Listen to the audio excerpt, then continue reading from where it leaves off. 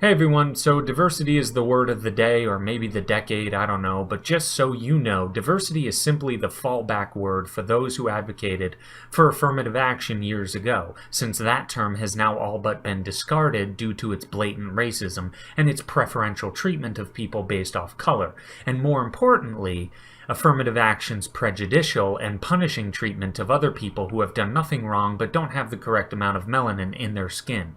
Once we saw scores of white people being denied scholarships, internships, and jobs, despite being more than qualified, we started to question affirmative action. And many times the reason was made public. There was a quota to reach for minorities, so we weren't going to award the white person with the scholarship, job, etc. Thankfully, even most leftists started recognizing that as pure racism. Now, diversity today, like I said, is the fallback word for affirmative action. You can't deny white people something because of affirmative action, but you can, by happenstance, deny some white people to increase your diversity. It's a lot more palatable for the masses now. It's a word designed to prevent you from speaking out against it, lest you be labeled a racist or a bigot. Now, I have no issue whatsoever with diversity of any kind, and it's a word that is important, but is too often used in an unimportant way. Let me give you an example. A college with 3,000 students that all more or less think the same exact way, yet the student population is equally made up of black, white, Hispanic, Asian, heterosexual, homosexual, vegetarians, non-vegetarians, etc. That's not really diversity of any meaning.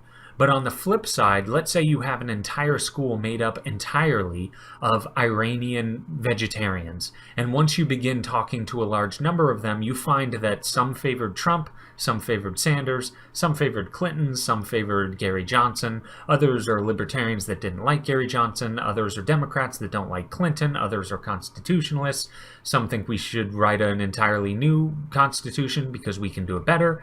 Now, despite the fact that I would likely disagree with a large majority of them, that would be a truly diverse college. Intellectual diversity is the only form of diversity that matters in any real sense. Being Hispanic tells me nothing about who you are, but if you start speaking about natural rights and non-aggression, I'll probably end up thinking you're alright. If you're white, again, this tells me nothing. But if you start talking about Lenin, Stalin, and Pol Pot, and how they were just misunderstood and they just wanted the best for everyone, we're probably going to be having a debate soon enough. So let me illustrate the insanity of the diversity obsession in the US. If you went to an Indian university in India, there would be no wondering why there aren't many white or black people at the college. It wouldn't even be a question because people would understand basic reality of where they are and the vast majority of people who live around that university.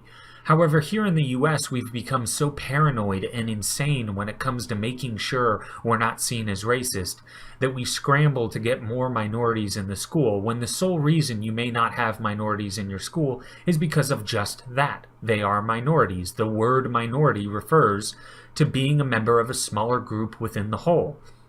There's nothing wrong with any minority, obviously, but they don't make up a majority at most schools simply because of numbers. It's really very simple, yet leftist, self-righteous do-gooders never seem to think of that. Or maybe they don't want to think of that because it hurts their narrative. I don't know. Anyway, thanks, and that's all.